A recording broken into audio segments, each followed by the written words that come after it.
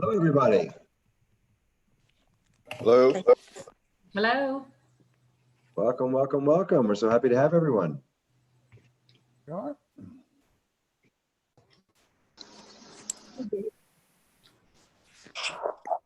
We're going to give everyone a minute to get logged in over here. We'll get started shortly.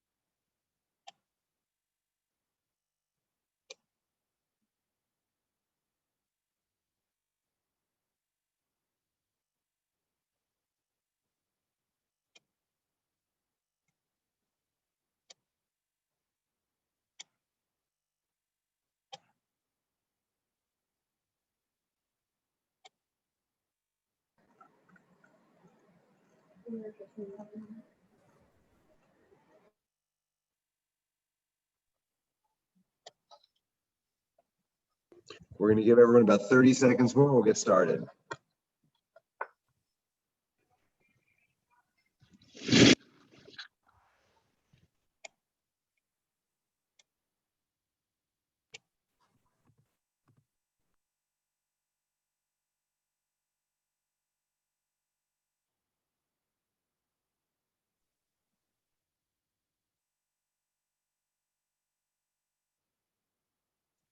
All right. Good afternoon, everybody. Glad to have you here. I'm going to go ahead and turn on screen recording. All right, so we are recording today's Zoom meeting, so please keep that in mind. My name is Ben Schachter with Total Brokerage Software. I'm pleased to have you here all joining us this afternoon. We have a great session for you lined up.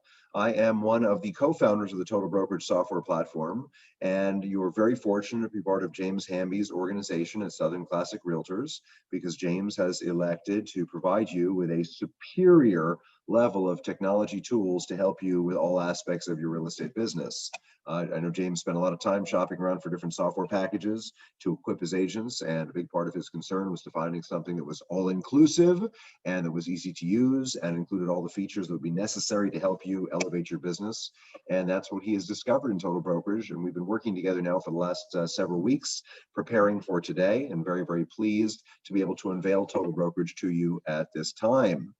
So we have 4 different classes set up for the Southern Classic Realtors organization. The first class is going to be CRM. Then we have a class scheduled for transaction management, another one for CRM, another for transaction management.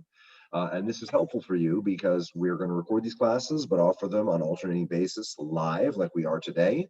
And you're able to welcome, join as much as you wish to rewatch the content. So you can participate in other live classes if you wish to do so, or you'll be able to have access to the recorded version as well. Today's class, which is the 9th of December at 2:00 p.m. Eastern Time, is live. I'm not a recording. I'm talking to you right now in person.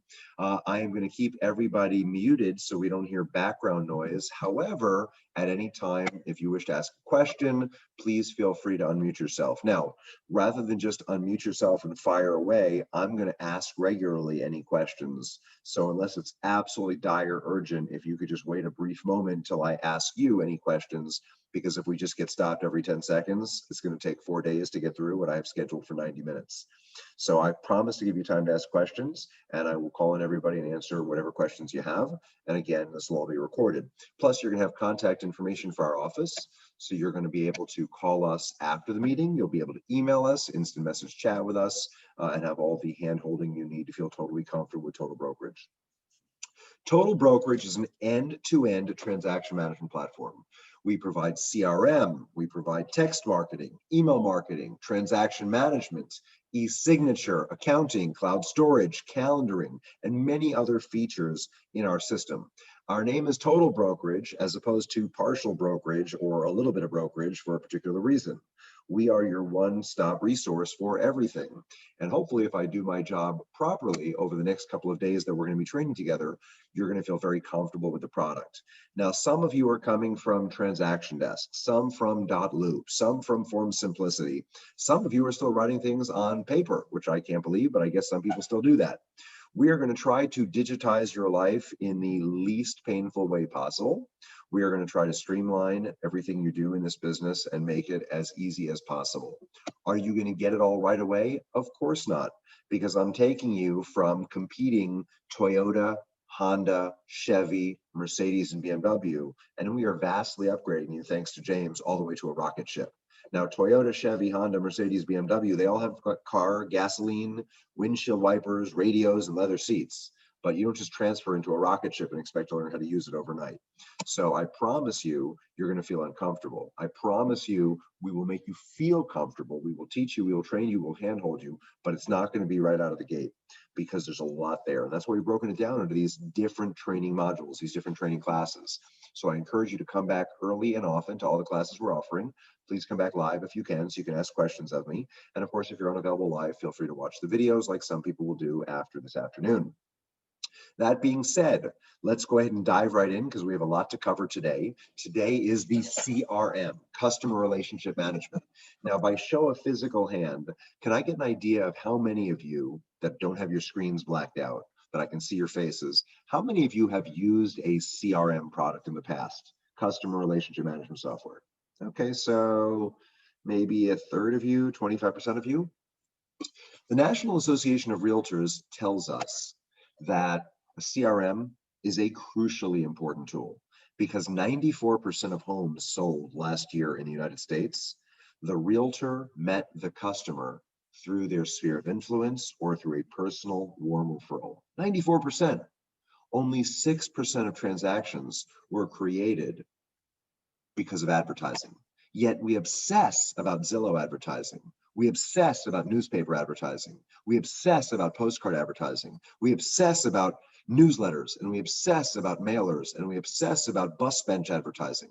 That is only 6% of the business. 94% of the business, my friends, cannot be purchased no matter how creative your advertising is. 94% is in here and is in here.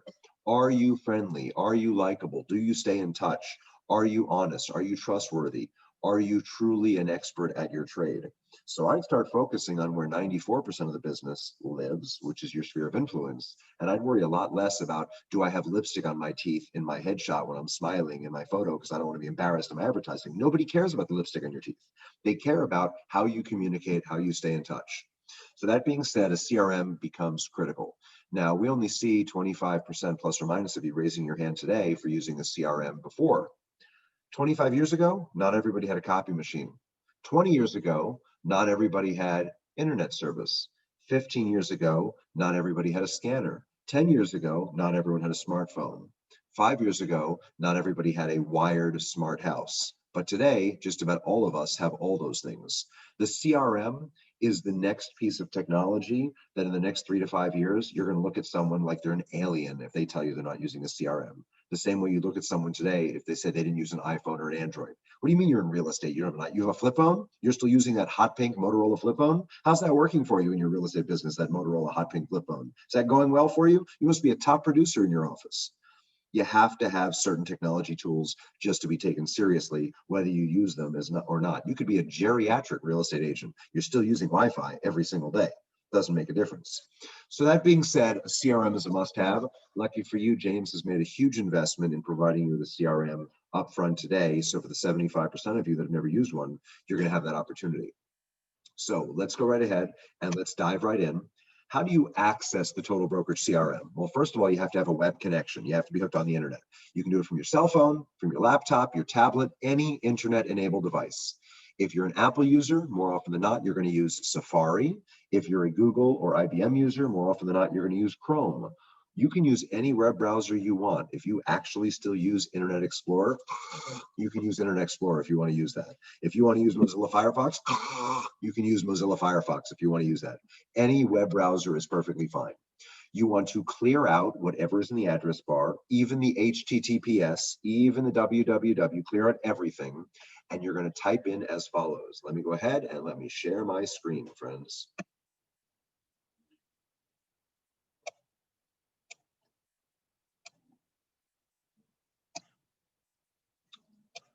SCR for Southern Classic Realtor TotalBrokerage.com. That's where you want to go. SCR.TotalBrokerage.com. And once you go to SCR.TotalBrokerage.com, you're going to see this lovely little login page that has your company's logo on the top. SCR.TotalBrokerage.com. Now, I want to show you something that's real important. What happens if you accidentally type in Southern Classic.TotalBrokerage.com? This page comes up. Now, this page looks a lot like the other page, but notice your company's logo is not there. It says Total Brokerage. That's my logo. This is not the page you want. So you have to be careful as to what you type in up here. If I type in abc123.totalbrokerage.com, guess what comes up? The Total Brokerage logo, because it says .totalbrokerage.com. None of those are going to help you, and none of those are going to work, and none of those are going to let you log in. So you need to make sure that you go to scr.totalbrokerage.com, and you have to make sure you're looking for the Southern Classic logo. Now, as I mentioned a moment ago, you can do this from Android, you can do this from iPhone, you can do this from any internet-enabled device. Our software is mobile responsive. I know that's a new term for many of you today. Mobile responsive means that the software responds to whatever type of electronic mobile device you are on. So whether you're on a cell phone, a tablet, a smartwatch, a computer, a giant 50-foot movie screen, our software can detect whatever type of screen you are using, and it resizes itself. It responds, mobile responsive, to the size screen you're on. Why is that awesome? Well, number one, you don't have to go to the App Store and download any apps to use Total Brokerage, because we know when you're using Total Brokerage from an iPhone, because our software can detect it, and it automatically shrinks itself.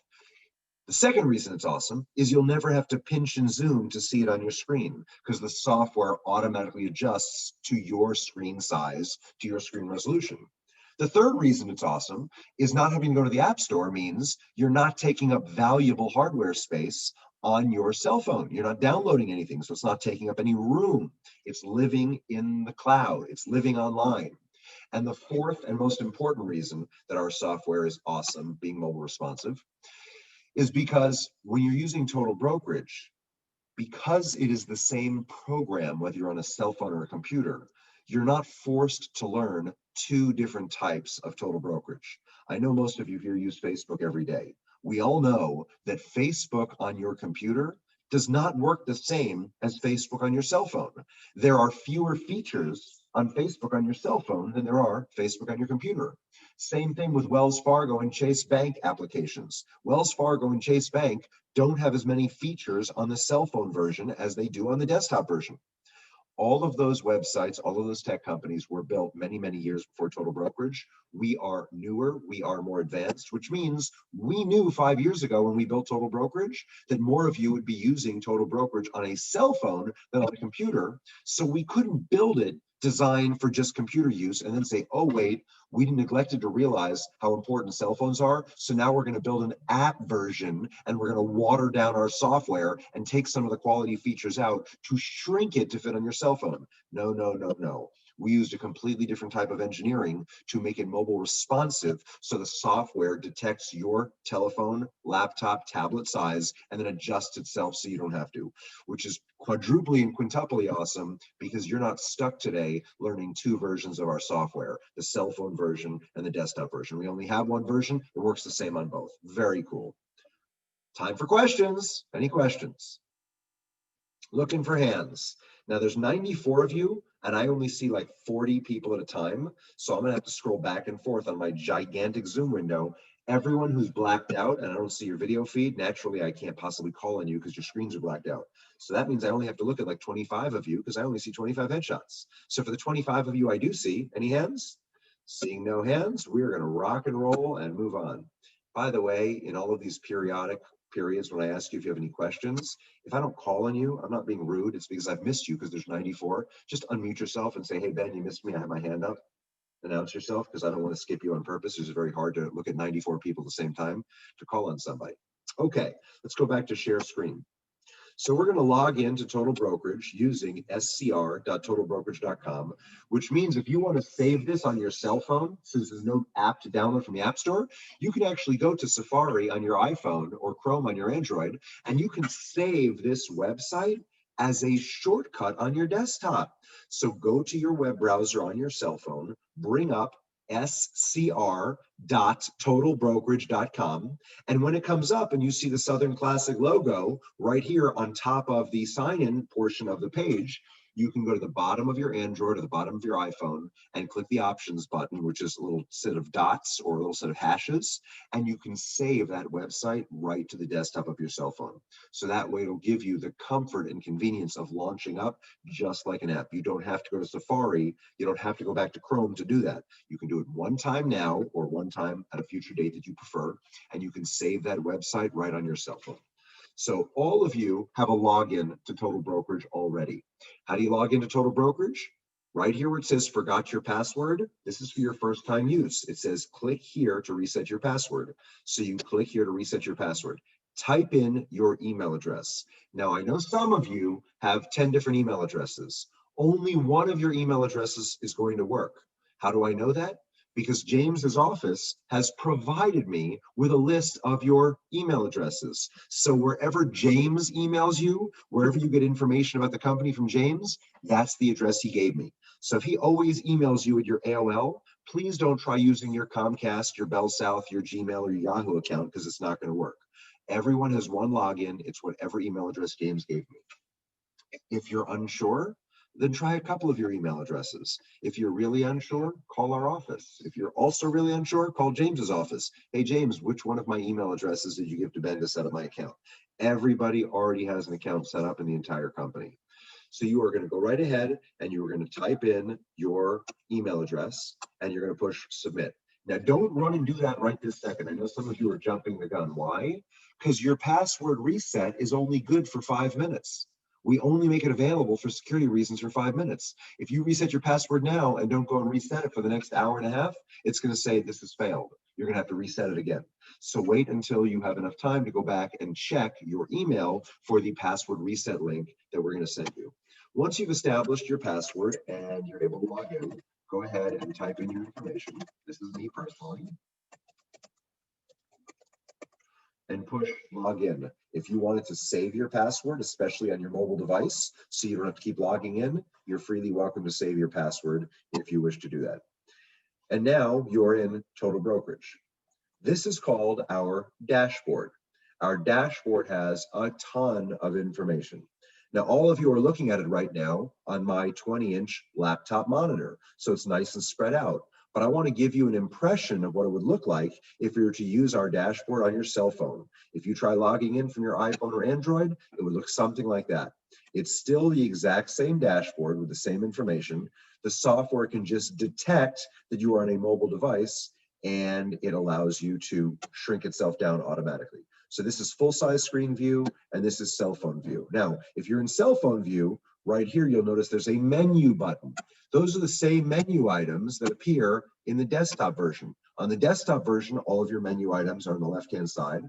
On the mobile version, they are here shrunken down into those 3 little dashes right over here on the top right-hand corner so that you can access that information. We have people trying to get into the meeting, so let me release them so they can get in. Give me 1 second, folks. Some people are locked out for security. I'll let them in. Okay, we let those folks in, so we're back to share screen. So what are the elements that you'll find here on your dashboard? The first thing you'll notice is this bluish greenish box that says click here to add a widget. What is a widget? A widget is a customized display of data. When you sit down in your car and you start your engine, you've got a gas gauge, you've got an RPM gauge, you've got a time, you've got a calendar, you've got all kinds of information on your dashboard of your car. This allows you to add customized information to your home screen. James doesn't control your home screen, you control your home screen. So click here to add a widget. That seems pretty self-explanatory. This opens up the add a widget feature list. What type of widget do you want to add? Do you want to keep track of how many contacts you've added to the software? How many people you've stayed in touch with? How many you've emailed? your gross transaction income, your agent transaction income, your broker transaction income. You've got all of these different choices. So if I want to keep track of how many contacts I've added to the software, I can choose what color, and I don't like the color blue, but I really like the color red. So I'm going to pick the color red, and I'm going to pick the time frame. How many contacts have I added into Total Brokerage this week, month, year versus last week, last month, last year? So this week I have added a total of 0. Obviously, I just got the program loaded up today for the very first time. I've never added a customer into the software. I'm also interested in keeping track of my transaction income. So I go to the actions menu right here, and where it says actions, it says plus add a widget.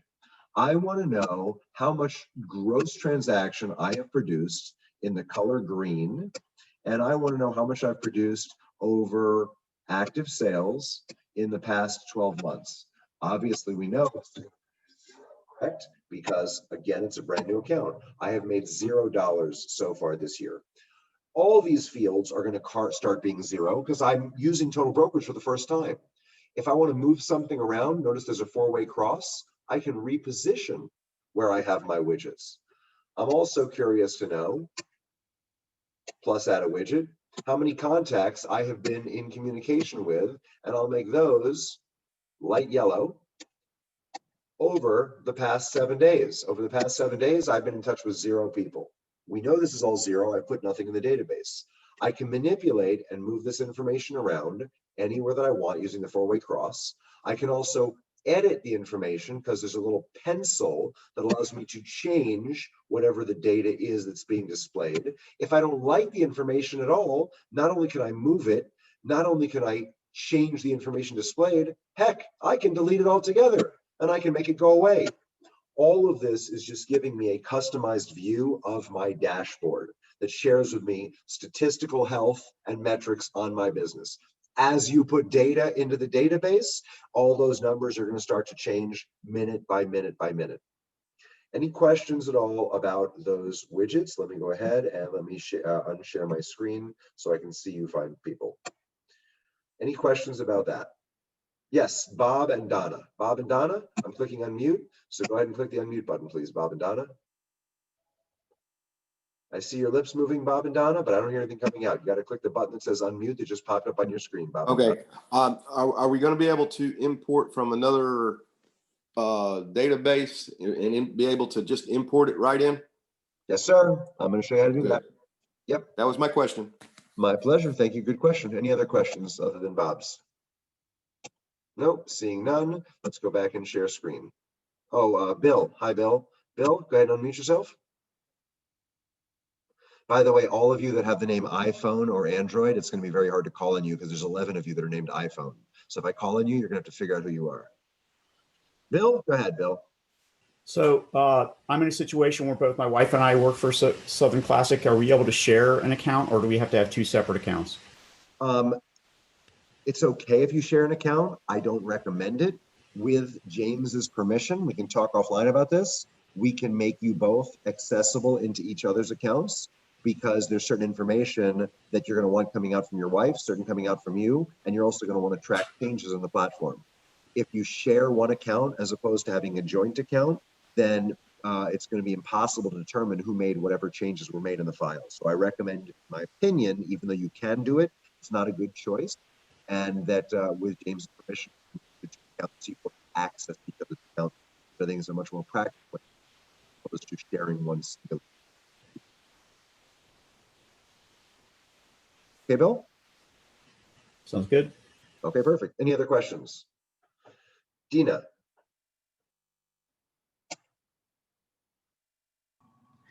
I'm sorry. I keep trying to put in a password and it won't take my.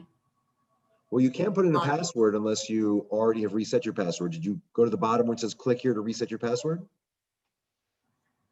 When you went to scr.totalbrokerage.com, Dina, from there, you have to go to the bottom of the screen in small print under where it says password. It says click here if you don't know your password.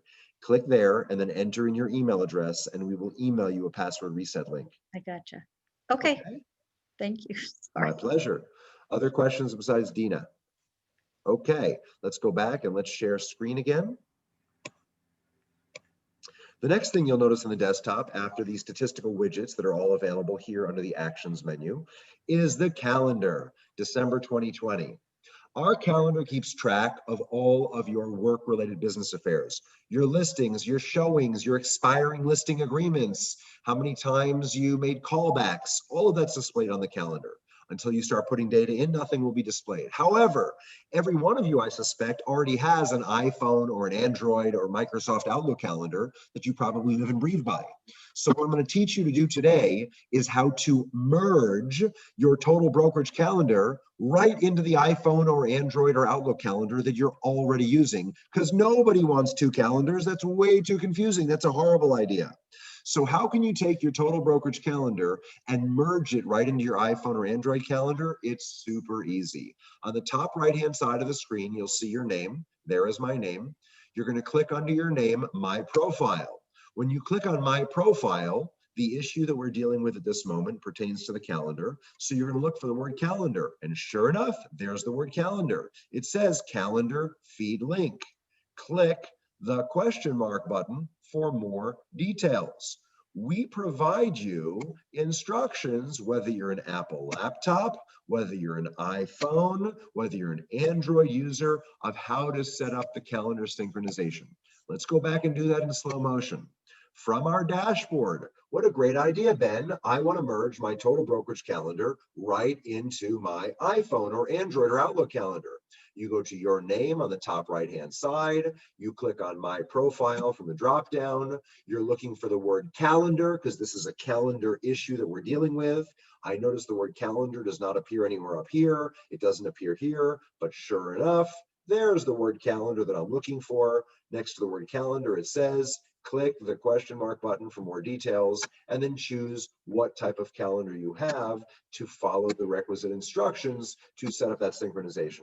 Now, why is this important? Well, our calendar in Total Brokerage is used to alert you to upcoming obligations, things that you have that are going on.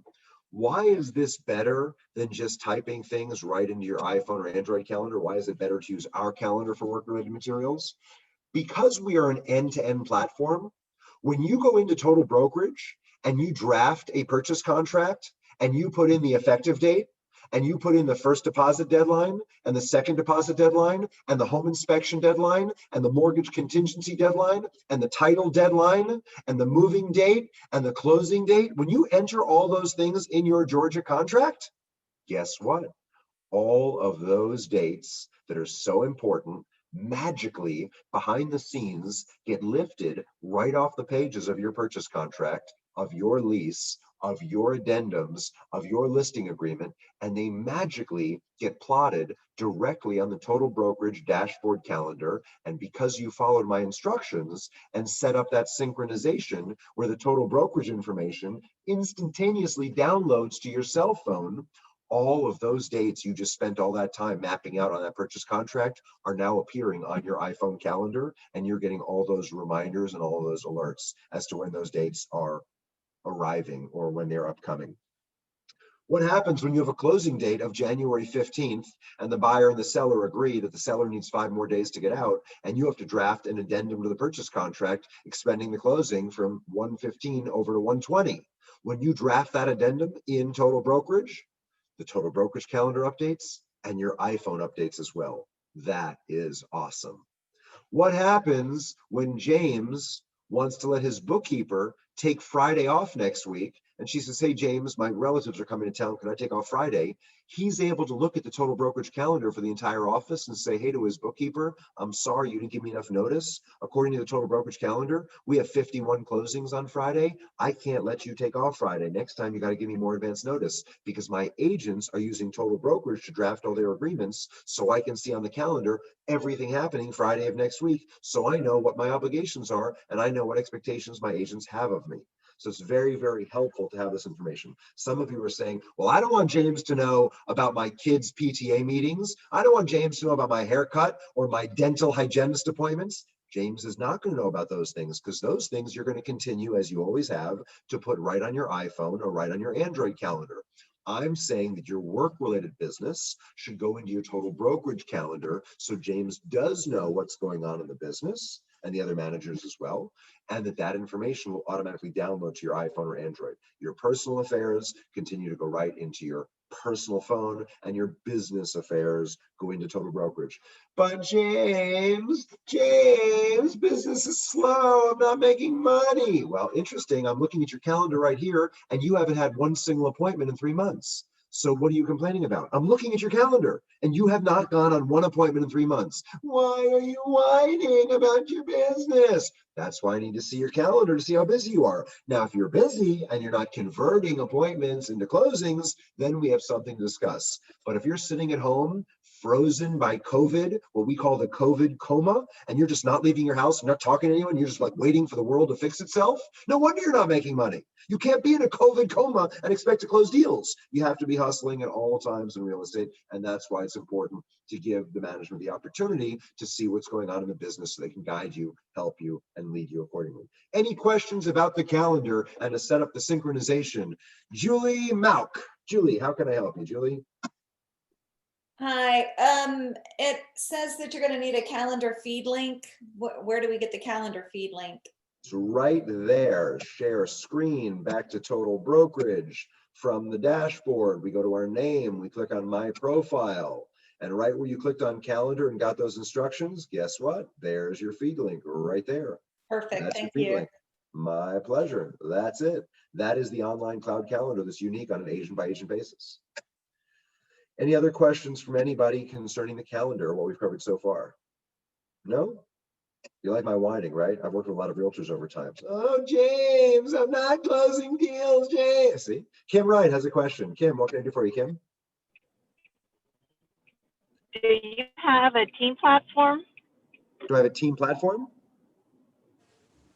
Right, for calendar?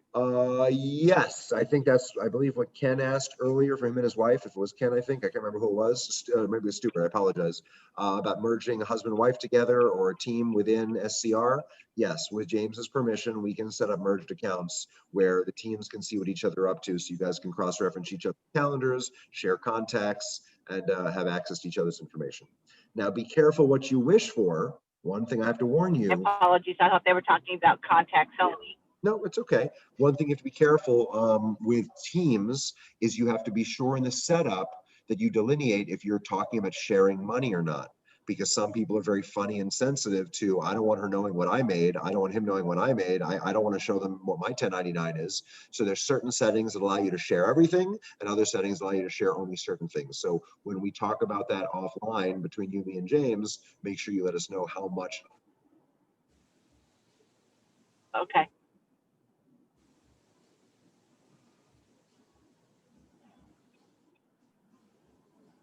Are you just waving at me? Okay. You're showing me your ring. Kim, right? Well, it went frozen for a minute. Okay. I'm good. Kim Sherrod, you're okay? I'm good. Good. Thank you, Kim Sherrod. Kim Wright, how can I help you, Kim? Kim Wright, you're muted. If you can click the unmute button on your screen, Kim Wright. Hi, Okay. Kim. Hey, when you click that link for your calendar, it says, are you sure? Because existing calendar subscriptions will not be valid. Is that okay? Just click yes. That means if you previously have set up a Total Brokerage subscription and now you bought a new iPhone or you bought a new iPad, it's going to overwrite the previous subscription. It's not going to mess with your holidays and birthdays. It's just asking you if you want to update the calendar with the newest version. So just print yes is good. Okay. And it's got a calendar feed link there. Do I have to do anything else or hit save? Hit save. Okay. Mhm. That's Okay. all I had. Thank you, Kim. Good question. Thank Okay, now some of you live and breathe in the Apple world and you've got the Apple Cloud. Some of you have the Google world and the G Cloud. If you set up this synchronization on one of your Apple devices or one of your Android devices, if your cloud is properly configured between your iPad and your iPhone and your MacBook Pro, then you're not going to have to set up this synchronization with all of your Apple calendars. You only have to set up one Apple calendar and it will permeate across all your Apple calendars. You only have to set up one Google Calendar and it'll permeate across all your Google calendars. So don't set it up first on your Android, then on your Kindle Fire, and then on your IBM computer. You only have to set it up in one place. Otherwise, you're asking it to merge 3 different calendars when you're only asking to merge one calendar. Okay, so keep that in mind. All right, seeing no additional hands at this moment, I'm going to move on and show you the rest of the dashboard. The next thing that you'll see on the dashboard after calendar and widgets is the daily to-do list. The daily to-do list is automatic system-generated reminders of things you should be doing. So the daily to-do list can be utilized for follow-up sequences or for processes. So for example, if you have a seller and you take a new listing in your business, once you sign that listing agreement, my assumption is you're probably going to either turn in or upload that listing agreement to the software or to your broker. Second thing you're going to do is you're probably going to enter that listing in the MLS. The third thing you're going to do is you're probably going to order professional photography. The fourth thing you're going to do is you're probably going to schedule a broker's open. The fifth thing is you're going to schedule an open house. The sixth thing is you're going to order yard signs. The seventh thing is if this property hasn't sold in 60 days, you're going to ask for a price reduction. The eighth thing is you're going to do a mailer. The ninth thing is a newspaper ad. The 10th thing is if this property hasn't sold for 120 days, you're going to ask for another price reduction. The daily to-do list allows you to set up automatic system-generated reminders for yourself so that you can have a consistent level of service. You've been to McDonald's in Georgia, you've been to McDonald's in Florida, you've been to McDonald's in New York, you've been to McDonald's in Paris, you've been to McDonald's in Colombia. The food always tastes the same because they use automatic systems that ensure that that hamburger and those fries are made exactly the same every time. So if you are a systemized person, if you're an organized person that wants to treat all buyers, all sellers, all landlords, all tenants the same way, you can set up custom processes for yourself to ensure nothing falls through the cracks. For example, I know that 30 days after every closing, I like to personally call my sellers after they've closed to see if they're happy in their new house. I know that 14 days after every buyer closes, I like to call to see if they're happy in their new house. I can set up systematic processes using the daily to-do list that every time I have a closing, 2 weeks later, it reminds me to take some type of an action. Or 30 days later, it reminds me to take some type of an action. So I don't have to enter all those things on my calendar. The system knows I'm working with a buyer, and at certain steps along the way, I like my buyer to receive this type of an experience from me. So how do you go ahead and set up those systematic reminders that will appear in the daily to-do list? You come over to the left-hand side where it says setup. Under the setup menu, you'll see that it says action plans. These are systematic processes of recurring actions that are going to happen time and time again. And under the action plans, you can actually structure whatever you want those action plans to look like. So you click action plans, and then here in your empty action plan window, it says there are no action plans to display because it's a brand new account. Click here to add one. So you can click right here to start an action plan process, or you go to actions, add a new action plan. They accomplish the exact same thing. When you click action plan, do you want to share this with all of your coworkers, or do you want to keep this just to yourself? It's your hard work, so you can choose to keep it all to yourself. So I'm going to keep this only to myself. I'm not going to share this. And it's going to be called my VIP Buyer Follow-Up Action Plan. This is what I like to call it. And I have the option of creating reminders or texts or emails to pop up every certain number of days or hours and whatever task I wanted to call out to me to do so that I will stay on track with my customers. Plain and simple. My wife knows that every day, the first thing she does when the kids come home from school is she sprays Lysol in their backpacks to get rid of all the disgusting germs. The second thing she does is she sends the kids upstairs to take a bath. The third thing that she does is she makes them do their homework. She doesn't want to put all that garbage on her calendar every single day, so she has an action plan to remind her every day those are the 3 steps as soon as the kids come home from school. So you can use the action plans to create your own personalized system of working so that you are organized and stay on top of your business. Questions from any of you concerning action plans? Looking for hands. Seeing no hands, I must have done a really good job explaining that. Cool. I got one, Ben. You must have missed me. Oh, This is Stuart, I'm sorry. There, thank you. You handled that perfectly. Unmuted yourself. Good job. Go for it. So using the example you used before about a closing gets pushed back, the plan updates as well. So that 14 days of calling after closing Yes. will automatically adjust as well, and everything kind of adjusts in there. Yes. Okay, thanks. Other questions? Okay, perfect. So this allows you to be highly organized as well. So that's the dashboard. We're done for the dashboard. Now we're going to dive into the CRM. Dashboard has those three components. You've got the statistical reporting widgets, you've got the calendar, and you've got the action plans, which is the daily reminders. Let's go back and push share screen. Let's click Total Brokerage, and we're back in. Now we go to the CRM. Remember, if you're doing this on mobile, your screen looks like this. Up here on the top right is your menu. You're going to click on CRM right over here, okay? When I click on CRM, Customer Relationship Management, CRM, Customer Relationship Management. Friends, it is not called Customer Drive Me Crazy Management. It's not called Customer, I don't give a damn about your stupid listing 14 hours away from here because I'm not buying your stupid listing 14 hours from here. It's not called Customer, I care about every time you made lasagna. Stop posting all your freaking lasagna recipes. I hate lasagna. I am on a low carb diet. I'm not interested in lasagna. It's called Customer Relationship Management, the key word being relationship. This is where a lot of realtors falter. They're so hyper focused on advertising, advertising, advertising. Most people just want to know that when they're talking to a bunch of Georgians, they want to hear about bulldogs, not about gators. They want to hear about peaches, not about oranges, right? So you have to cater to your, by the way, James, am I right? Is it Georgians? Did I even say that right? I think they're Georgians. I got a thumbs up. Okay, see, y'all are Georgians. I'm a New York boy, right? So I'm not going to talk about the Giants, not going to talk about the Dolphins. We're going to focus on the, the Bulldogs at UGA. Go Bulldogs. I'm a Gator, sorry. Okay, so you got to think about your audience in the relationship management side and use your audience accordingly. To have a successful CRM, you have to use it properly. Please don't invent your own way to use a CRM because your invention will be wrong. It is not a telephone book. It is not an address book. It is a relationship management tool. Your goal is to make your CRM as big and as fat as possible.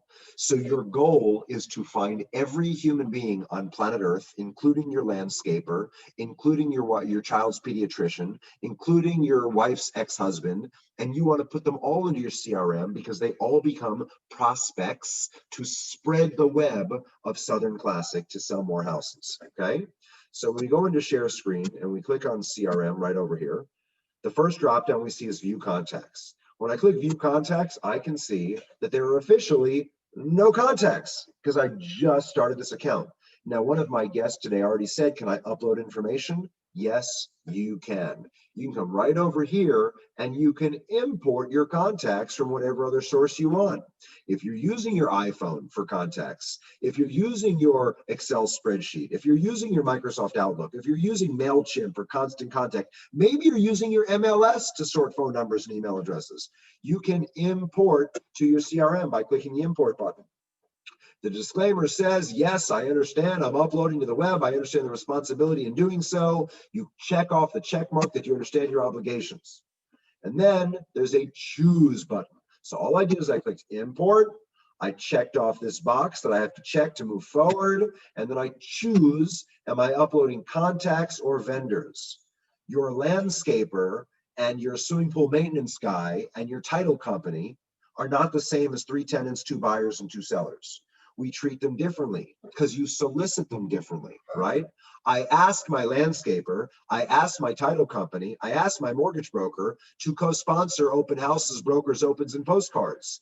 I do not ask my buyers and sellers to help pick up the cost of my postcards to find more buyers and sellers. So we isolate them differently, vendors versus prospective contacts or future customers. So I'm going to upload a group of contacts, and it says you can drag and drop a CSV file or click the upload button. What does CSV stand for without totally boring you? CSV stands for comma separated values. You don't have to know that. Nobody cares. It's unimportant. All you have to know is it says you can upload a CSV file. No, you can't upload a PDF. No, you can't upload a document in this portion. This is where you upload contacts, which are a CSV file. So that begs the question, where do I get a CSV file? I've got an iPhone, I've got an Android, I've got Outlook. I've discovered this awesome website. I want you to write this down. You've probably never heard of it. It's www.youtube.com. Have you heard of it? It's awesome. It tells you all kinds of crazy stuff, such as how do I get my iPhone contacts into a CSV form to upload to Total Brokerage. Let's do this together, my friends. Share screen, Total Brokerage, share. We're going to open up YouTube together right now. YouTube.com. Check this out. In the search bar, how do I turn my Google contacts into CSV format? And sure enough, 16,000 videos, 6 minutes, 3 minutes, 2 minutes, 4 minutes show me exactly how to do that, right? Let me let more people are coming into the meeting. 1 second, guys. Admission, and I'm admitting all these other people into the meeting. Admitting, and then admitting. Okay, just let those people in the meeting. How turning iPhone contacts into CSV. And it shows you again, 8 minutes, 3 minutes, 2 minutes, 54 seconds. Yeah, I can handle. You have a 54-second attention span. I can handle that. So it shows you exactly how to take the contacts from your iPhone, your Android, your computer, and upload them to CSV format. So you don't have to do any magical tricks behind the screen. It'll walk you through it step by step on YouTube. Most of you, I'm guessing, have a ton of contacts in your cell phone, so that's a great place to start. If you're already using some other software like Constant Contact or MailChimp or something else, you can use the same search in YouTube. How do I turn my Constant Contact customers into Total Brokerage customers? And it takes you through step by step. Why do you want to do that? Because the more contacts you have, the more people you're going to solicit, and hopefully the more money you will make. If you're not soliciting people, you're not going to make money. If you don't like soliciting people and sounding like a cheeseball salesperson, newsflash, you are a salesperson. You have to solicit people. If you don't do that, you're going to be a very unsuccessful realtor. I know we all want to be consultants. We all want to help people. It's called Survival of the Fittest. This is a great book you can buy by Charles Darwin. It's called Take Action. Only the strong will survive. The weak will wither and die. And James tells me he only hires strong realtors, so you better be uploading into your CSV file. So very, very simple to go into Total Brokerage and turn your contacts into a CSV format and then upload them. If you want to do it manually because you are very bored with your life and you're part of the COVID coma group we spoke about and you have nothing else to do other than type stuff out all day and waste your time, you can click add a contact right over here and you can add them one at a time. I'm sure after the 4th contact, you will shave your head and be miserable out of boredom, but you can do that one at a time and you can feel free to enter them one at a time if you wish to do so. I'm going to enter my very first customer. And his email address. What just popped up? What is this? This contact may be similar or identical to another contact. Please consult James Hamby. James Hamby is another person that works at Southern Classic. James Hamby has a customer in his database by the name of James Hamby. I bet he doesn't have a customer named Mickey Mouse. Let's see if he does. Mickey Mouse. Guess what? The warning goes away. What's the purpose of that warning? What's the purpose? Well, the purpose is to give you a little warning shot across the bow that if you're about to spend your time, energy, and resources helping a customer that's already working with another Southern Classic realtor agent, it might be prudent to call the other agent who is being notified at the same time you are to say, hey, this is Donna Romeo. Is this Lisa Thomas? Hi, Lisa. My name is Donna. We don't know each other, but apparently we both work in the same company. And apparently I'm about to show properties all weekend long to a customer that you're already working with. And Donna's going to say to Lisa, well, is your James Hamby a really nice guy, like middle-aged, not a lot of hair, white beard? And she's going to say, no, my James Hamby is 19 years old. He's a freshman at UGA, and I'm helping him find off-campus housing. Oh, I guess there's 2 James Hambys in the world. Not a big deal. I'll help my James Hamby, you help your James Hamby, and the world goes on. What if Lisa says, whoa, whoa, whoa, is your James Hamby the guy that owns Southern Classic Real Estate? Is he a real estate broker? That's my James Hamby. Oh no, it looks like we're both going to work with the exact same customer. It's called adulting. You ready for this? It's really cool when you're an adult because you get to act like an adult and have an adult conversation about how are we going to deal with this little issue? Are we going to whine and complain like nursery school kids over both helping James and me?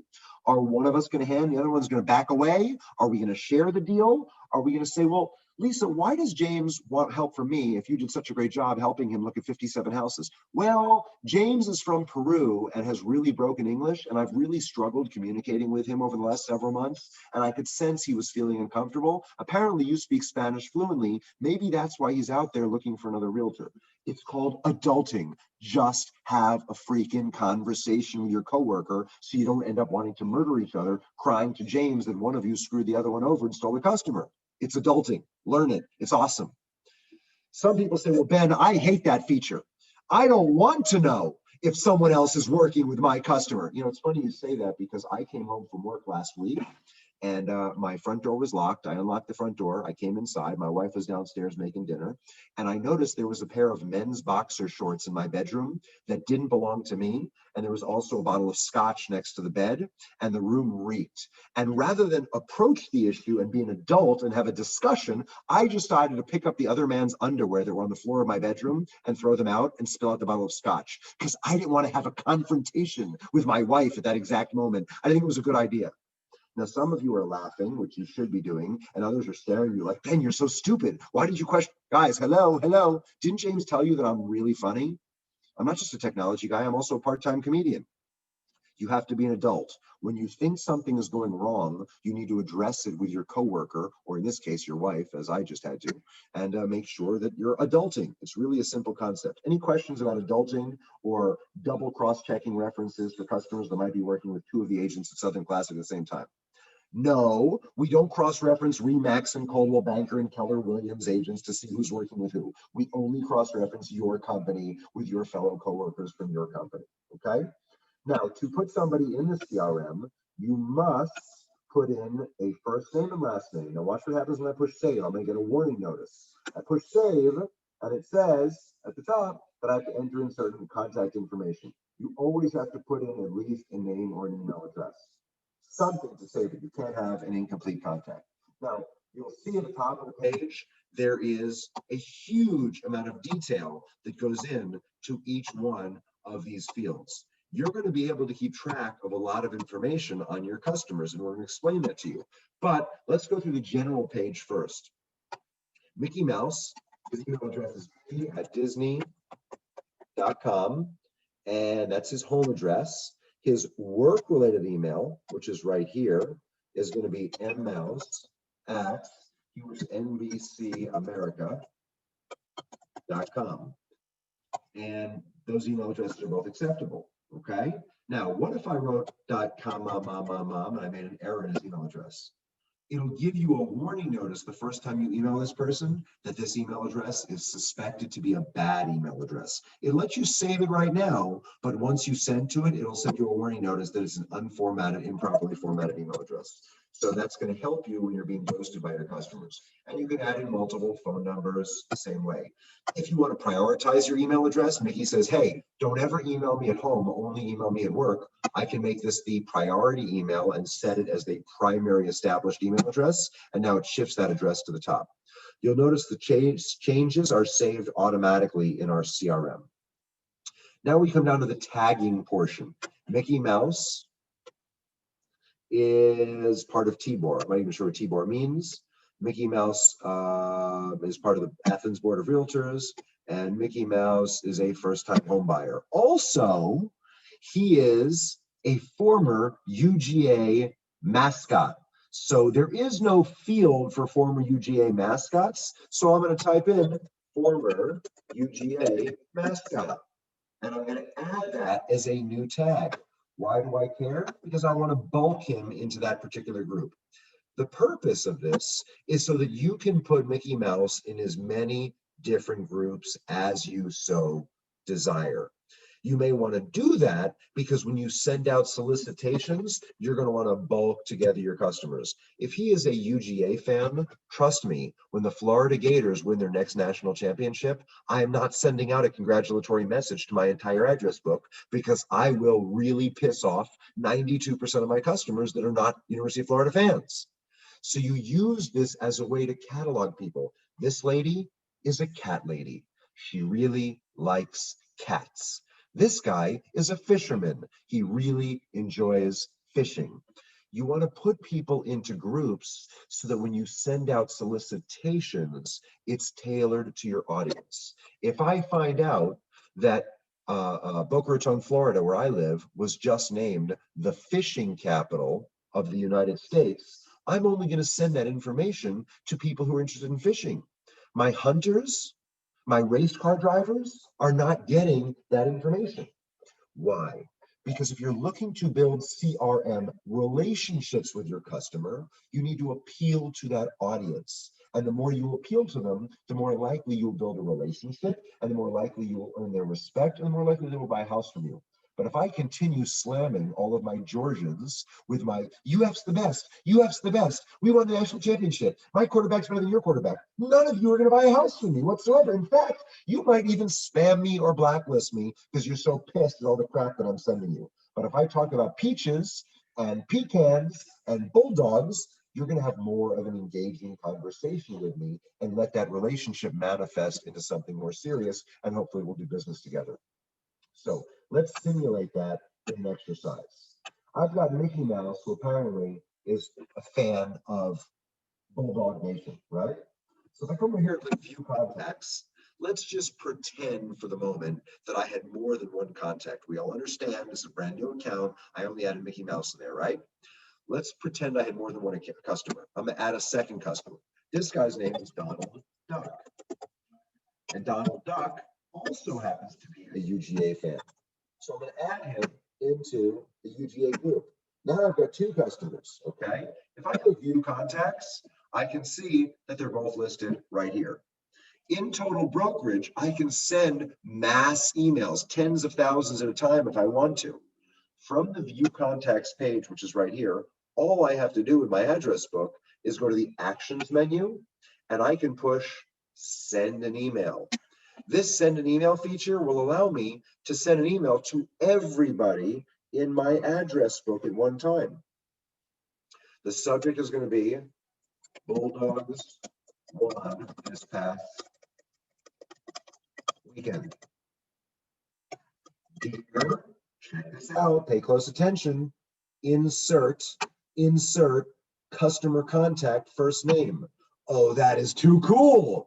Do you mean I'm sending out one email, but every one of those 500 customers are going to have it personalized and individually addressed? That is awesome. Let's do that again in slow motion. CRM, view contacts. I have two total contacts. We'll make it a little more interesting. We'll give it a third contact. This one's name is going to be Simba the Lion King. I'm going to save him as a UGA contact as well. So now he's in there. Now I have three customers who are all big fans of UGA. View contacts, right? I've got three customers. Actions, send an email. This is going to all three customers in my database. Go Bulldogs. Here, Mr. and Mrs. Oh my goodness. Insert customer contact last name. Now we're being really specific. Did you see the Bulldogs kick butt last weekend? Go Dogs. Thanks, Ben. When I push the send button down here at the bottom of that email, this is going to send out 3 separate emails to my 3 UGA customer fans, and each person is going to think they're getting their own individual personalized email. They're not getting a blind copy.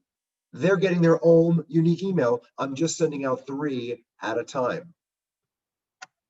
So again, view contacts, my contact list, go to the actions menu on the right side and click send email. Okay? So I have the ability to isolate groups of customers. If I don't want to send the entire address book and I want to pick just select people, for example, I want everybody whose last name is Duck, I can go to the advanced tab and I can search under the advanced tab for people who have the last name Duck. Out of my 3-person address book, I have a total of 1 person with the last name Duck. So I can isolate groups of customers based on all of the specifics of what they're interested in. Buyers, sellers, landlords, tenants, investors, fix and flippers, people that like to RV, people that like football, Democrats, Republicans. I really don't care. I can isolate people in whatever manner that I wish to send them solicited emails. The key when you're using a CRM is to make it not about your business. CRM is not to slap them in the face with your new listing or your open house. The key in the CRM is to ask and send engaging and stimulating information. I'm looking for a new place to take my kids this weekend. Who can recommend a good place? I really went to this wonderful Greek restaurant. If you like Greek food, you should check out Johnny's Greek Taverna. You're saying, Ben, why do I need to do this? It sounds ridiculous. Because in a relationship management system, it's not called a customer sell you something management system. It's a customer relationship management. You're using it to engage people. And the more groups you put them in, and the more you cluster them together, the more you'll find interesting articles and interesting information to engage with them. I know if somebody loves hunting, I'm going to find a lot of great material on hunting that I can share with them, including this great place that I went upstate with this brand new campground that's just going to be wonderful. But for a new mom that just had a baby who lives in the city in downtown, Atlanta, she's not interested in hunting. She's had a new baby. She's interested in bottles and diapers and nipples. That's an entirely different audience. I'm not talking about bears and guns. Questions? Questions?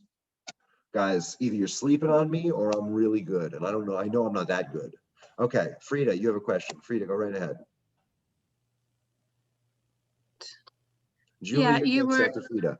you were saying when you put them in, I don't understand how you put them all under the same category. Like if you wanted hunters, do you put under when you do the contact that they're hunters? So then when you want to address hunters, they all come up?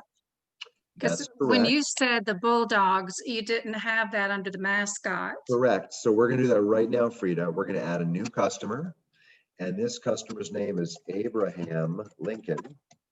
And he's interested in hunting. Now, hunting is not coming up the dropdown, right? It's not coming up.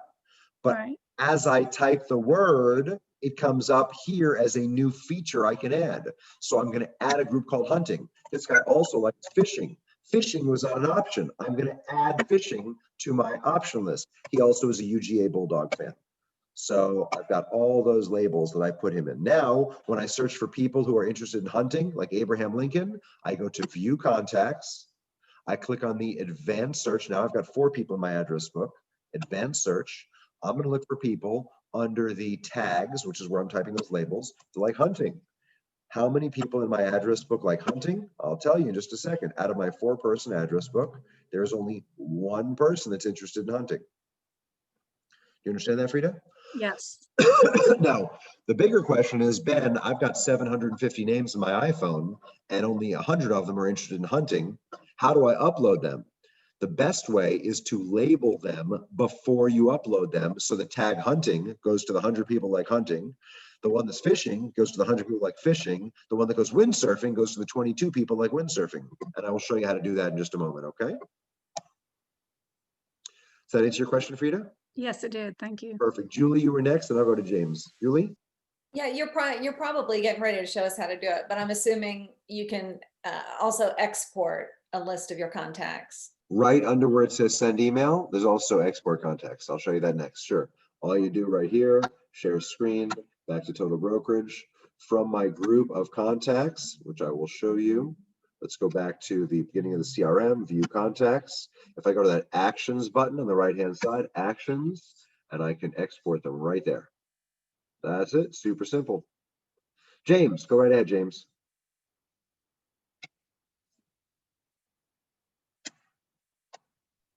When you drop down the tag menu, some agents are probably seeing numbers like the 65, the 150 and all that. I just want to make sure that the agents understand that I've been using this for quite some time and they're seeing my tags when you pull that stuff down. When they do their own, they'll have their own tags, not my tags. James is absolutely correct. Your tags and your labeling is unique to you. It's not shared with anybody else.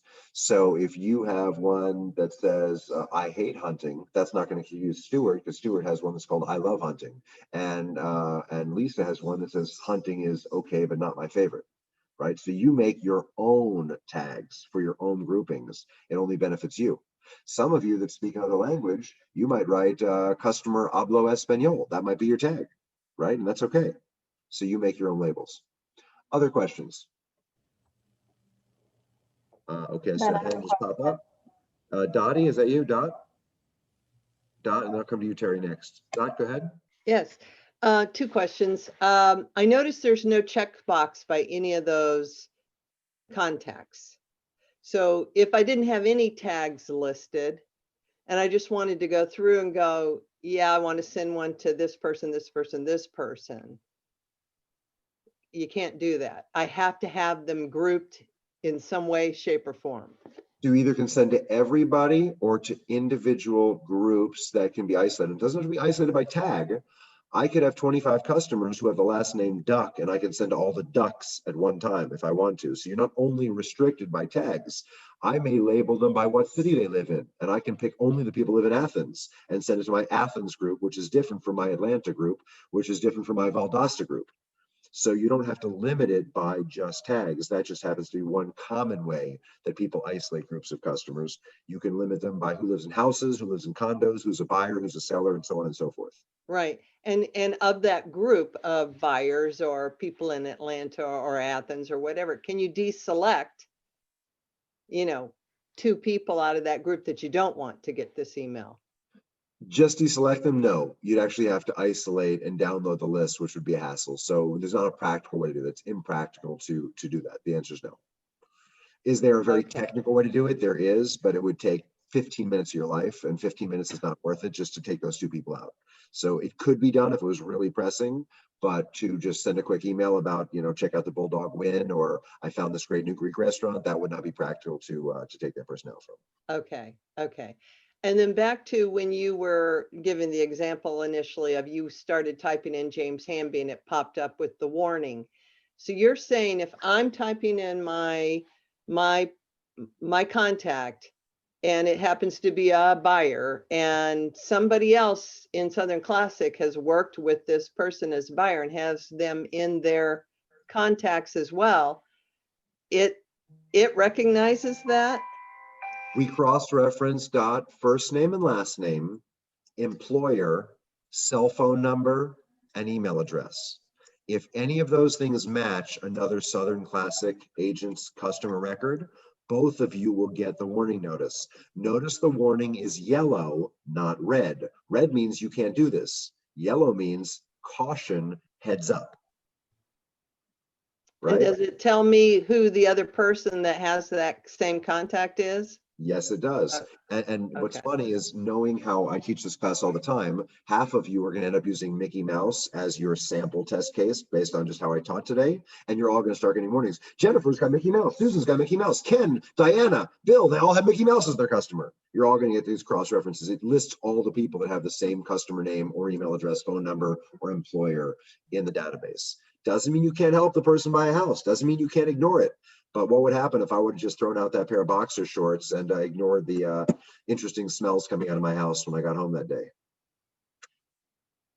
Right? How come only the women are laughing and the guys aren't laughing? The guys are like, that's a terrible story. I hate that story. And all the women are like, I like that. That's a funny story. I got to meet his wife. She's so creative.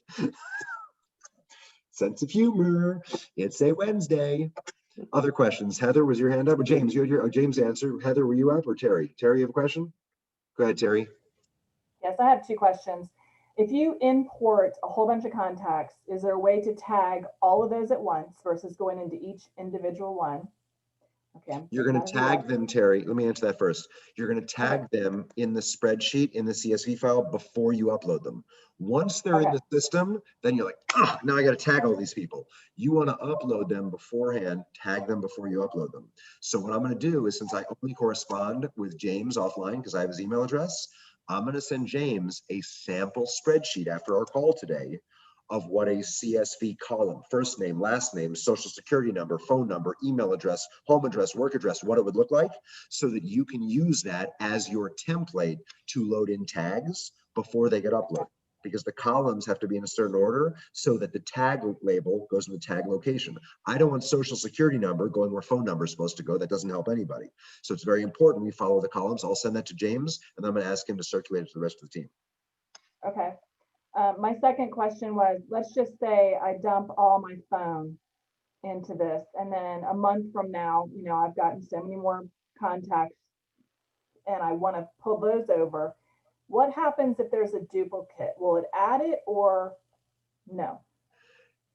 It will add it, but it's going to say Terry Jackson already has this contact, because Terry Jackson already has this contact. So Terry Jackson, who had the contact before of Mickey Mouse and is now uploading Mickey Mouse again, is going to be able to choose which of the 2 Mickey Mouse files Terry Jackson wants to keep, because Terry Jackson now has 2 Mickey Mouse files, and the Terry Jackson is going to be able to replace the one that she doesn't want and erase it. Okay. Does that make sense? Thank you. Yep. Thanks. Because you're looked at as just another person in the database. Bill, yes, Bill. So how do the warnings work when you do an upload? If Wendy and Julie and Jennifer, each one of them have 2 customers out of your 250 customers, you will have 6 warnings that all pop up at the same time that say Jennifer has these 2 customers, Julie has these 2, and Wendy has these 2. When you do that mass upload, you will see that. Again, I'll remind you of the cross-reference. This cross-reference business is meant to be informative. No one ever got hurt from having too much knowledge. A lot of people get hurt from not having enough knowledge. Use the knowledge as you see fit, and just pick up the phone and call Julie and Jennifer and Wendy and say, hey, I got this warning notice. Is this the same person you're working with, right? Because by the way, some of you, it's totally inadvertent. One of you is working with a husband, the other one's working with a wife. They just happen to share the same cell phone number or share the same email address, and neither of you knew the other spouse was basically cheating on you because the other spouse was using a different realtor for the same prospective transaction that you're working with on.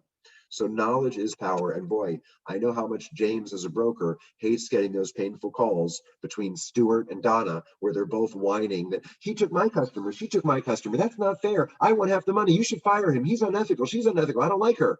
And brokers don't want to be in that position. So we're just trying to give you advance notice. Yeah, he's got the gun to his head. There you go. Exactly right. So that you can work these things out ahead of time. Joey? Yes, on that you're talking about right now.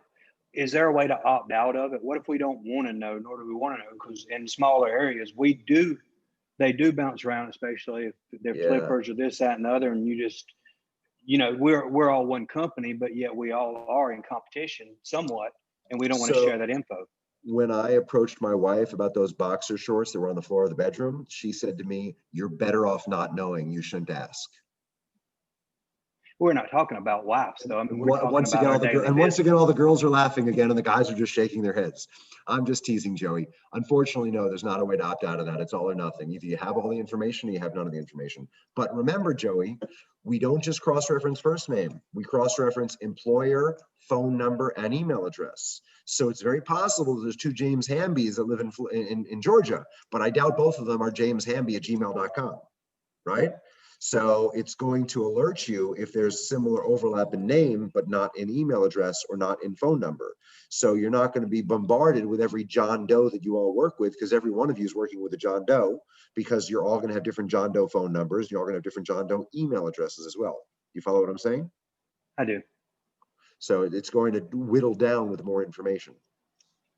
Any other questions? No?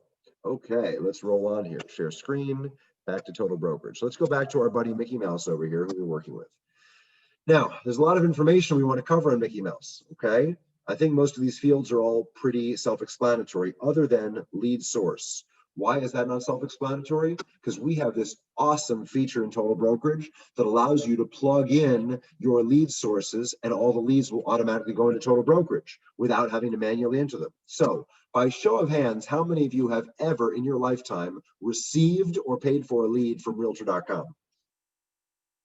2 people. How many of you have ever paid for or received a lead from Zillow? How many of you have ever paid for or received a lead out of Facebook? Okay, so I see different hands going up each time. Total Brokerage is your back-end repository for all of your online leads, all of them. You can plug in your Zillow, your Facebook, your homes.com, your realtor.com, your southernclassic.com, your fridasellsgeorgia.com, your Ken, toprealtor.com, your Heather, your realtorgal.com. You can plug them all in to Total Brokerage so it becomes your back-end repository for all your leads. That means you're not going to have to go to a variety of different places to find leads that have come your way from a variety of different channels. I go to the grocery store and I want to bake cookies. Everything I want is in that grocery store. The chocolate, the flour, the butter doesn't all come from the same manufacturer, but all three products are in that one grocery store. They come from three different manufacturers. Same thing with Total Brokerage, right? All the leads from Zillow and Facebook and LinkedIn and Google Plus and Realtor.com are coming from all different competing sources, but they all go into Total Brokerage. So how can you connect the back end of Total Brokerage so it collects all of your online leads so you're not having to channel surf to find them? From the website, you go to your name again, top of the page. You click on My Profile, and I'm sure you all remember under your name on the top right, under My Profile, there was the calendar feed link, right? Well, guess what's also here besides the calendar feed link? How about this? The contact email address. If someone emails you at this address, it will automatically create a contact record for them and capture the full and forth email conversation. Oh my God, that is so cool. So you can log into your Facebook, your LinkedIn, your Google Plus, your Realtor.com, your Zillow, and you can tell them, please don't send me my lead emails anymore to my personal AOL or Comcast or Bell South. Please instead use my first name dot last name at scr.totalbrokerage.com email address. Because every time one of those third-party social media channels or one of those third-party websites sends your lead here instead of to you personally, Total Brokerage is going to read the lead, extract out for you all the contact information of that client, and create a new contact record for you. Right now, when a customer calls you on your cell phone and it's a new customer you've never worked with, the first thing you always do is you save that phone number into your address book with the person's name, and then you verbally say, oh, by the way, I'm saving you in your phone number. Can I also have your email address, please?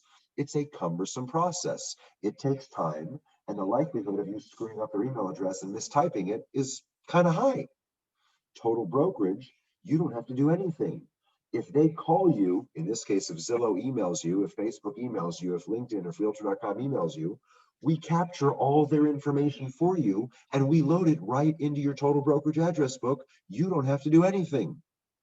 And not only do we capture all their contact information and save it for you, we actually begin recording the entire thread of your conversation. So if Mickey Mouse emails you through Zillow or Facebook or LinkedIn, not only are we collecting all of Mickey's contact information and whatever properties he is interested in, but under Mickey Mouse's email tab, we're also recording the entire conversation thread between you and Mickey Mouse. It's all being automatically recorded, so you're not surfing through your Gmail or your cell phone looking for all that information. We have the ability of recording all of your text communications as well with your customers. I bet a lot of you wish you had your text messages documented in writing or in printable format or in contract form. So you can link these things into your Total Brokerage account so you don't have to manually type this information in. So how do you connect your Facebook? How do you connect your LinkedIn? How do you connect Realtor.com and Zillow and Truly and Homes.com, or your personal website, Dina Nelson Sells Georgia, Scott Plyler, your realtorfriend.com? How do you connect those into Total Brokerage? You simply go into Total Brokerage when you open up the platform. From the dashboard or from the CRM, it doesn't matter. You're looking for your name at the top of the page. Here's my name on the top right. I click the drop-down menu right here, and under the drop-down menu, I've noticed my own unique proprietary contact email capture address. If someone emails you at this address, it'll automatically create the contact record for them and capture the full back and forth conversation.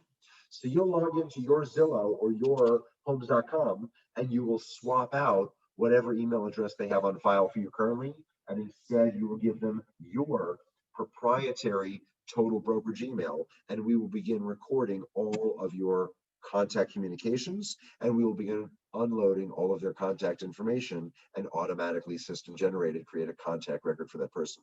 Wouldn't it be nice if your iPhone or your Android worked just the same? Wouldn't that be convenient if every time a new customer contacted you, we created a contact record for you in your address book with their email address and started recording the conversation? Boy, that would make life easier. Well, iPhone isn't quite as smart as Total Brokerage is, but we do that for you at Total Brokerage. Questions? No questions?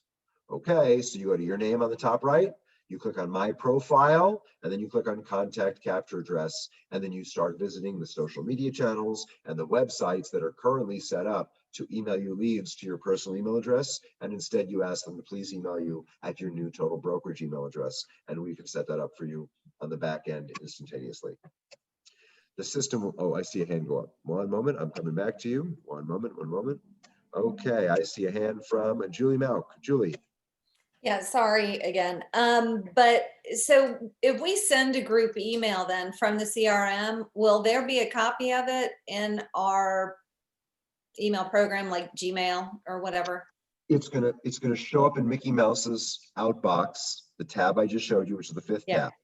Now, it's not gonna show immediately in your Julie Malk Holmes at AOL.com account, but when Mickey Mouse replies to that group email, then it will show in your inbox at Julie Malk sells homes at AOL.com, and any future email from that thread, Julie, will also be recorded and showing in your AOL or your Gmail, or your Comcast, or whatever you're using. Okay, the first email doesn't show because you might be sending 1,000 or 2,000 or 3,000 emails at a time to your 3,000 person contact list.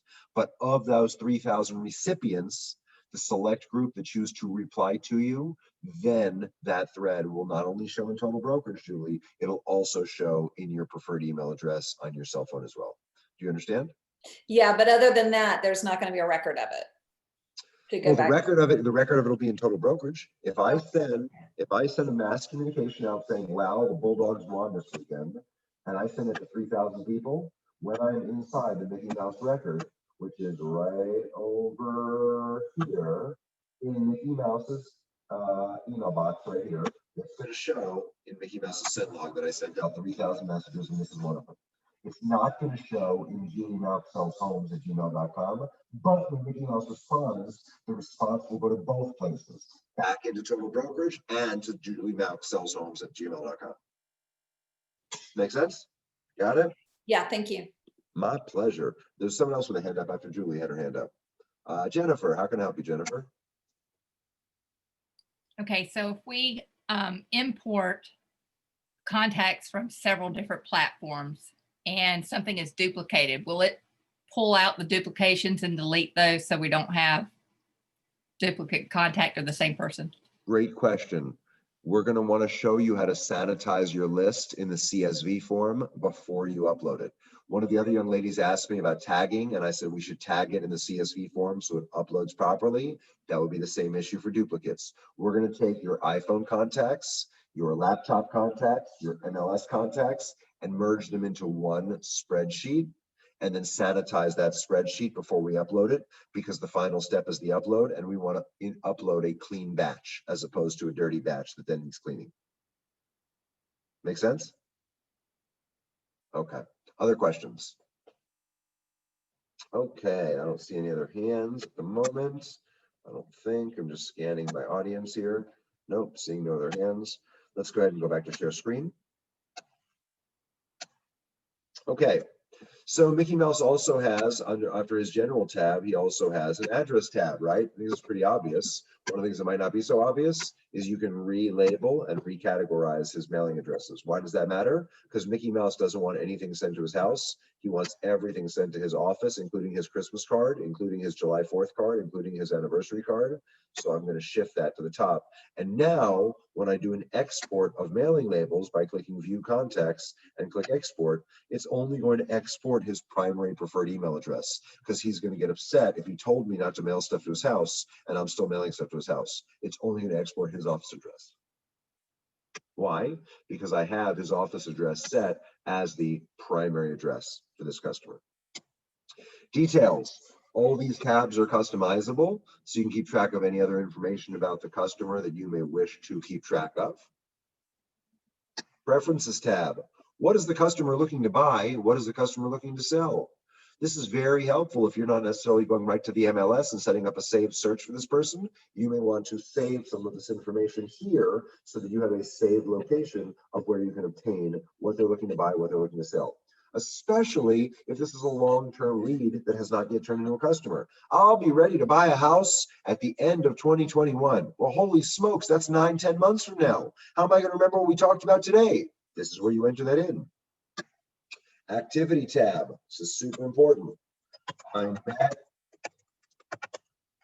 this guy at Dunkin' Donuts today, and we spoke about his future desire to list his home sometime in the spring. That's a note that I put into my CRM. This is all concerning Mickey Mouse. I'm just following the respective tabs that all pertain to my friend Mickey Mouse. How am I going to remember to call this guy in the spring? I know. Let's add it to my calendar so I don't forget to call him. So I'm going to add it here to call him at the end of March. And I know he likes to be called in the morning, so I'm going to call him at 10 o'clock in the morning.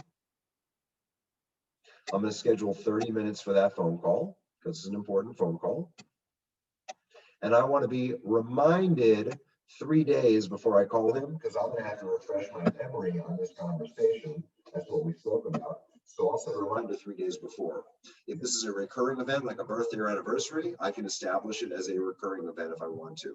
So now, not only did I save this to my calendar in Total Brokerage for the end of March,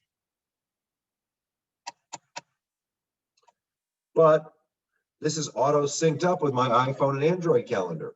So this is going to pop up right on my iPhone at the end of March.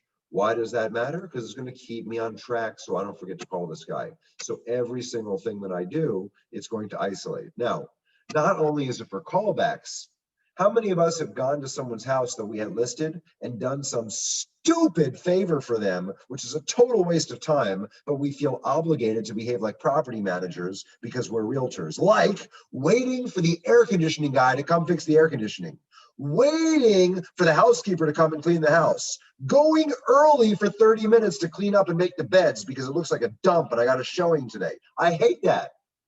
Calendar, activity tab. I sat on the kitchen counter for 5 hours today, waiting for the damn AC to get fixed. I wanted to kill myself. It was such a waste of time.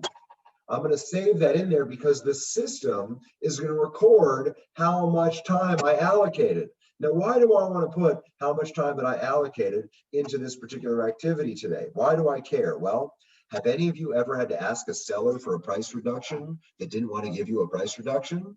Have any of you ever had to ask a seller for a listing extension that didn't want to give you a listing extension? You know, Julie, you know, Becky, you know, Miley, you're a really nice person, but I gave you 6 months to sell my house and you dropped the ball. Why should I give you 90 more days when you didn't get the job done? Well, you know, Mrs. Smith, you're right. I really worked my butt off. You didn't work hard. If you worked hard, you would have sold my house. Mrs. Smith, please calm down. I did postcards, I did mailers, I did open houses, I did brokers opens, I showed the home 57 times, and I sat my butt on your kitchen counter for 5 hours when you were vacationing in Colorado to get your damn air conditioning fixed. And because I use Total Brokerage, I've been able to document all this crap right in my activity tab, and I'm gonna run a freaking report to show you the 146 damn hours that I spent working on your stinky little property that desperately needs updating that's overpriced. So yeah, I didn't sell it, but I need an extension because I'm going to pull my hair out after spending 146 hours, all of which was time tracked and stamped in my CRM. Do I make myself clear? Are you listening to me? And when you talk like that to your customers, they usually respond really well and they like to hear what you have to say. And if you speak just like that, you're guaranteed to get a price reduction and a listing extension. The purpose of this exercise is to show you that we as realtors, we have to up the ante. We have to up our game as professionals, and we have to keep track of our time. If you actually figured out what you earn per minute, per hour, per day, you might change careers, because we spend so much time doing all this crap that's not part of our job, but we somehow have assimilated it into our daily routine, that we have to be able to account for our time. And I can assure you that if you speak professionally and nicely and knowledgeably, and you can document all the time and all the showings and all the postcards and all the mailers and all the cleaning up of beds and all the scooping up of dead frogs from the backyard swimming pool that you did because you recorded it in your activity tab, you're much more likely to retain that customer as opposed to lose that listing when it expires or not get the price reduction you are soliciting them for. Does that make sense to everybody? Do I sound like any of you do, or any of you would like to sound, right? I was a real estate agent and broker for 24 years before I got into software. So I know what it's like. Trust me, I've drank the Kool-Aid before. Questions? I hope I'm the most fun Zoom meeting you've had today, because I know the rest of them probably sucked. Right ahead. Heather, go ahead.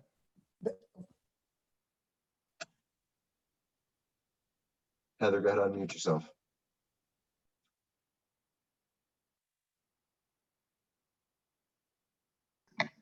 I'm okay. I don't have any questions. You're just waving at me because I'm cute, right? Yeah, Okay, I'm just fine. laughing at you. I get that a lot. That's what happens when you. That's what happens when you mix a New Yorker with a bunch of Georgians. Love it. Stuart? Yeah, thanks. Going back to the preference tab, you've got the home criteria. Is that, I was kind of laughing because we were talking about last night and earlier this morning too on the CRM that I'm using already. Can you do a reverse lookup on there? Pool or acreage or whatever you might put in. And it's like, oh man, there's this perfect house, but I don't remember who it is that's looking for a house with a pool, or that price range or that area, or whatever it is you might put in there. So if I go to view contacts, let's see what we can look for in the CRM for you. I'm going to go to view contacts here. I'm going to go to advanced, and let's see what fields we can search by here. These are your options that you can search by.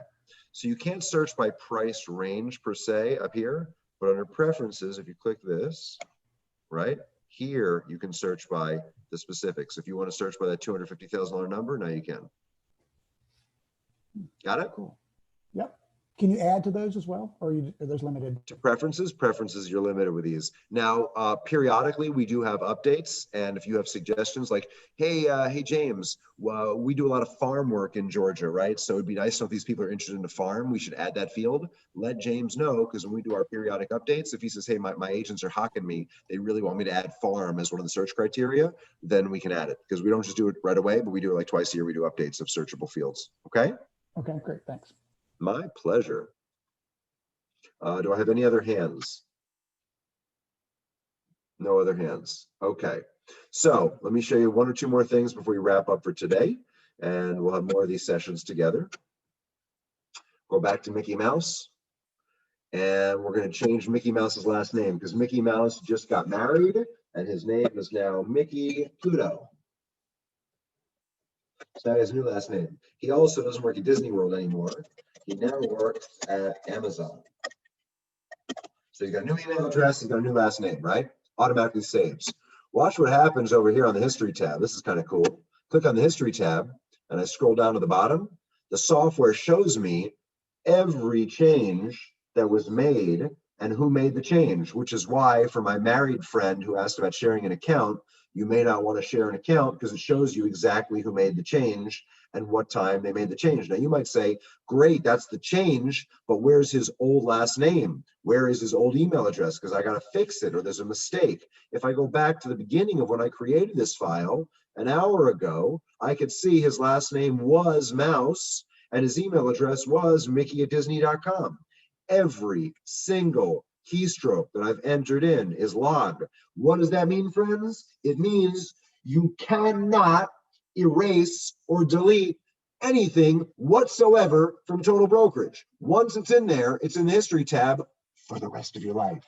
You can't lose anything. I know some of you are totally freaked out, paranoid about forgetting to save or losing something. Great news, in our CRM, it's not possible because everything saves instantaneously. And even when you change it and you give Mickey a whole new name, Peter Pluto, and you go over here to the history tab, you can go back and you can see that his new name is Peter. And when he started this transaction, his name was Mickey right over here. So you can recover anything, which is kind of a cool feature.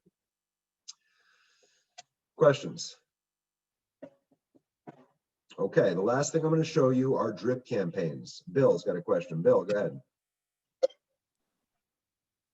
Yeah, so in that case where the name changed, but you can't remember that it changed from Mouse to Pluto, if you do a search on Mickey Mouse, will it still find Mickey Pluto now? No, if you search for Mickey and his name is Pete, he's not going to come up. That won't come up. No. Hopefully you'll remember something else about him, where he worked, what his last name was, what his area code was, or something else. But if you're searching for a specific field and you've changed it, then it will not come up. Other questions? Okay, last thing I want to show you are drip campaigns, and then we'll be all wrapped for today. Drip campaigns. I am not good at staying in touch with people. I want my software to do it for me because I know that computers are taking over the world and they should do my job for me. So I want the software to do the staying in touch for me. I can put anybody that I want on a drip campaign. I've got all these tabs up top. Drip campaigns are part of automations. Automations are system-generated automatic emails that are sent out on your behalf. I click on automations and I can choose which menu drip campaign I want to put the guy on. So he is a buyer, so I'm going to put him on the home buyer campaign, and I can fire that puppy up. Now the software is going to begin sending him automated emails. Now, some of you are going to have legitimate concerns. It's great the software does that for me, but I'm really interested to know what's the software going to say? What is it going to talk about? That'd be helpful to know. So how do you know what the menu of the options are for automations? You come over here to the marketing tab, and under marketing, it says automations. Automations, marketing, automations. Under automations, you can choose which campaign you want, and you can open them up and you can see the different pieces of the campaign. And guess what, friends? You can edit the content as you see fit. Here's a news flash. You can also create your own campaigns. Those of you that are my Rockstar students are not going to use this pre-canned stuff. My Rockstar people are going to create their own content that sounds more like them and less like me, because nobody wants to sound like me. They're going to go from the automations field, which is where we are right now, and instead of using the pre-canned material, they're going to go over here to actions, and they're going to create their own drip campaign that's going to be fired out according to your schedule. So you can write your own solicitations that go out so it sounds more like you and less like me, and that's available to you within the system. As part of the drip campaigns, we also have templates. Templates are not text emails. Templates are system-generated emails that come as flyers. The flyers allow you to send out advertising. So let me show you an example of that once again. I'm here with our new guy, Peter Pluto, who used to be called Mickey Mouse, and I want to send out a postcard email, not a postcard paper, a postcard email. I can go to the email tab and I can create a template for him if I wish. When I go to send him the message, it gives me the option to send out templates. I have to give him a real email address. So let's give him a real email address. Give me a second. Here we go. Email, and I can send him an email by pushing compose. If I don't want to type one out, I want to use pre-made graphics. At the bottom left-hand corner, you'll see there's this word templates that I can use. Templates allows me to import artwork feeds that I may want to use that come in like this, right? Pre-made material. There's graphics you can import. There's all kinds of material that can be imported into the templates in the system. So you can play with that as well in your available free time. So we've covered a lot of content here in the CRM. The very, very best thing you can do from this educational session that we're wrapping up is use this to start by creating a drip campaign or a customer for yourself. Now, I would recommend something silly like Pluto or Donald Duck or Mickey Mouse, something that is just a test case. You do not want a test case with a real living and breathing customer. Why? Because a real living, breathing customer might get solicitations from your software that you didn't intend to send them. I want you to familiarize yourself. There's a reason doctors work on mannequins and dummies before they work on real patients. Be a doctor. Go into the software, make sure you reset your password using that reset password link, using the email address that James has provided us, which is the one he has on file for you, and create a dummy customer template for yourself and play with it. Now, you're going to have all kinds of questions, and that's okay. You can call us or email us as much as you want. I want you to write down the information for the office, which you all should have, because right now, if you're looking at my contact information, you see that information on the top of my head, right? My phone number is right over here.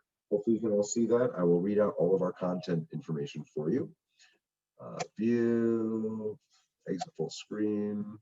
Okay, so you got my phone number here, 561. Let me see which number they gave you for the office. Hold on 1 second, spotlight for everyone. Here we go. 561-766-0409. 561-766-0409. My email address is my first name, which is Ben, B-E-N, at TotalBrokerage.com. So 561-766-0409 or Ben at TotalBrokerage.com. We also have a great help desk that you can take advantage of. Let me show you the help desk real quickly. The help desk is an online help desk. If you come right over here to our homepage, TotalBrokerage.com, which you all have access to, you have the ability to chat with us on our website, or you can contact us, which opens up a chat dialog. So you can communicate with us via instant messenger at TotalBrokerage.com. At the bottom of the page, you can see all of our contact information here, 561-766-0409. Our team is super responsive at all times. Now, when you're in Total Brokerage, you'll notice next to your name, there's also this question mark button. You can get online chat feature and help right within the software. When you click help, it opens up searchable, indexable articles that you can search within the system anywhere you want. I'm sorry, CSV, not just searching CSV. And you can also open up help tickets. If you want to ask questions, you can call us or you can open up your own support tickets here. We're very responsive. You can reach us from 7 in the morning until 7 at night electronically. We answer the phone 9 to 5. So you can submit a ticket from 7 in the morning till 7 at night and we respond instantly, or call us from 9 a.m. to 5 p.m. and we are available to help any way you want. Any other questions that I didn't answer before we wrap for today? I'm looking for any hands that might be up. Stuart. Sorry, I was waiting till the end to go all the way back to the beginning on, I guess was, I've got the app open on my phone in front of me but to get it on to the phone, or you were talking about getting it on the computer, or if you have it on the phone, are you on an iPhone? Are you on an iPhone or Android, Stuart? Oh God, I wouldn't have an iPhone. I'm an Android guy. Okay, on the bottom of your Droid, there's an options button from the screen you're on. Don't leave Total Brokerage, stay on that page. And the options either look like 3 little hash marks or 3 little dots. And you can add it to your home screen. You can add this to your home. That's what you want to do. Click the options button. Sometimes on certain Droids, it looks like a square with an arrow coming out of the top of it. Sorry, I was under automations, just waiting for it to get back to home. It doesn't have to be the homepage. You can be anywhere on SCR.TotalBrokerage.com. You're not actually looking at Total Brokerage. You're looking at the Android menu. It's the Android menu, not the SCR Total Brokerage menu. And from there, you can save it. Just like saving any other desktop. Some of you like to watch CNN.com or FoxNews.com, whatever, and you save it to your desktop, so it's available as a shortcut. You want to save it as a shortcut on your desktop. That way, it'll quick launch, and you can save your password and preload it in. Okay.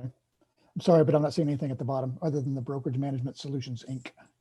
Okay, but you're not, don't look at anything for Total Brokerage. This is part of the Android. You're using your native Android. So on the bottom of the page below the website, you should see the menu features provided by Android. To use your own. Was it Samsung or is it a Motorola? What kind of phone is it? Motorola Action. Okay. So I'm looking at my Android. I have an Android and an iPhone both right now. When you're inside of Chrome, on the very bottom of the page, I think there's 3 gray hashes, bottom of the glass screen. Below the browser, the bottom of the browser. Yeah, wait for it to come up. So you're not actually Right, looking at I'll go back. I'll hold everybody else up. I'll get there. Oh, wait, No, it's slow. also, Stuart, you can go back to the YouTube and just simply type in YouTube, how do I save a website to my home screen? That's all I got to type in. How do I save a website to my home screen? That's what you're trying to do. Okay. Okay. Tracking with you. Actually, it's the 3 dots at the top right of your phone. Is that what you do? Okay. Some Androids have it on the top. If you have 3 white dots on the very top above the browser, top of the browser, you can Yes. save it to your website. Yes. That's really, you want to save it to your desktop. Save That it. has Yeah, a if you're- drop down that says add to home screen. Perfect. Thank you for my helper there. Oh, Thank there you it very is. much. Okay. Yeah, it was, sorry. Yeah, it was hidden. I looked there. Yeah, the new tab, bookmarks, recent tabs, all it was hidden down below. No problem. Other questions? I didn't realize I had to scroll down. Now I see it, add to home screen. Okay, cool. I'll hit Okay. that. Any other? Thank you. Thank you for my helper too. Thank you, Stuart. Any other questions? Okay, so this is all recorded. I'm going to send James the recording. I'm also going to send James a formatted spreadsheet so that when you choose to upload contacts, you can upload them according to the format that I'm going to provide James for he'll share with you. We have 3 more classes like this, 1 more on CRM, which is going to be an exact duplicate of today, and 2 more on transaction management, how to create purchase contracts, listing agreements, leases, e-signing of documents, filing documents, and compliance. I hope you guys enjoyed today and found this helpful. You are not expected just to get it from this hour and a half. If you did get it, you are way smarter than me because there's a lot there. It's a very technical program. There's a ton of work. You only will learn it by playing with it. You can watch a million videos. You could talk to me on the phone until you're blue in the face. You will only get it if you start trial testing it. Remember back to when you were 16 and you saw that car that mom and dad drove and you desperately wanted to drive? You don't get it from watching mom and dad drive. You've got to eventually get behind the wheel and drive in circles around that Walmart parking lot at 2 o'clock in the morning when you're not going to crash into anybody before you ever get on a highway, right? So don't mess with this with real customers. You'll screw it up and you'll be mad at me. Mess with it with Donald Duck and Mickey Mouse because they don't care. They have no feelings. Thank you, everybody. Hope you had a good day. Appreciate your time. Thank you. Thanks, James. Thank you. You have a great group. Thank you so much. Thank you. You're very engaging. Thank you. We'll see you for the next couple classes. Take care. Thank you. Bye, everyone.